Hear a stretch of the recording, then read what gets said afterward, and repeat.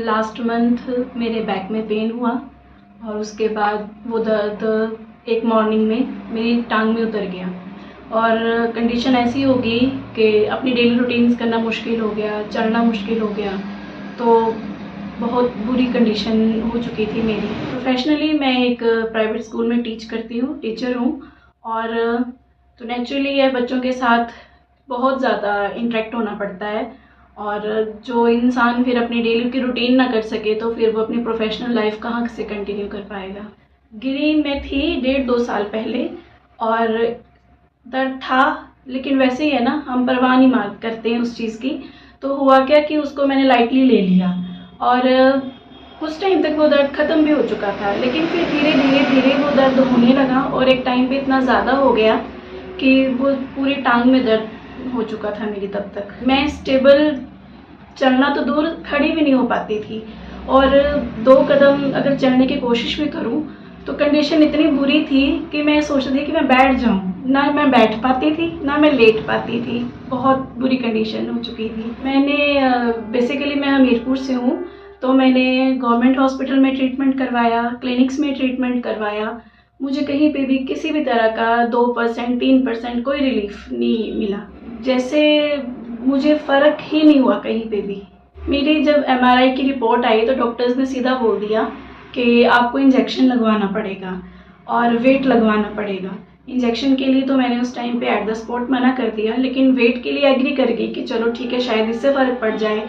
लेकिन वेट भी मैंने कंटिन्यू 5 या 6 दिन लगाया होगा, पूरी रात भी लगाया 6 दिन के लिए, लेकिन मुझे फ़र्क ही नहीं महसूस होता था। ये होता है ना कि थोड़ा सा ट्रीटमेंट शुरू हुआ तो बंदे को 2% 3% रिलीफ होता है तो वो चलो कैपेबल हो जाता है कि वो चल सके।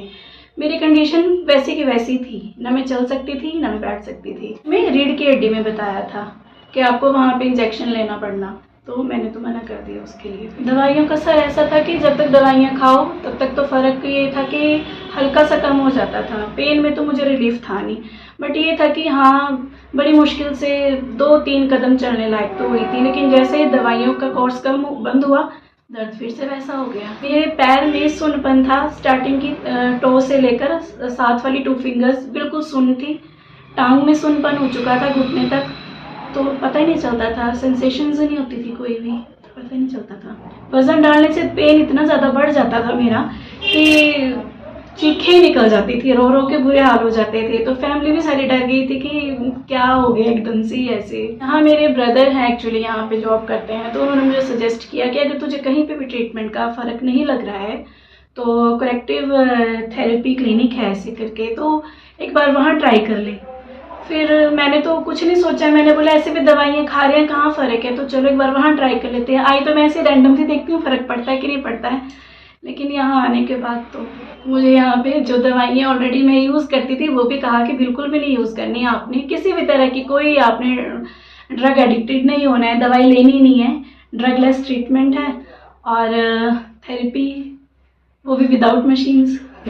मुझे बिल्कुल भी उम्मीद नहीं थी कि मैं तो इवन मन में सोचती कि काश मैं थोड़ी सी अपना चल पाऊँ तो मैं डेली रूटीन का काम कर सकूँ। मुझे तो बिल्कुल भी उम्मीद नहीं थी। 99% इस टाइम मैं बिल्कुल फिट हूँ, मुझे कोई पेन नहीं है और पैर की इतनी बुरी हालत थी, टांग सुनी थी, अब तो पूरा फील होता है, टांग में भी वज़न दे के चल रही हूँ और बिल्कुल सीधी खड़ी हो जाती हूँ, अपने डेली रूटीन के काम कर रही हूँ और 4th डे से ही मैंने ये रूटीन शुरू कर दिया था अपना डेली का। दोनों में मुझे जो बिना दवाइयों वाला ट्रीटमेंट है थेरेपी का, वो ज़्यादा अच्छा लगा कि एक तो बिना दवाइयों के पता लग रहा था कि हमारे अंदर कितना इम्प्रूवमेंट हो रहा है, कितना इम्प्रूव हम कर रहे हैं। और दूसरी बात ये है कि किसको अच्छा नहीं लगेगा दवाइयाँ छूट गई।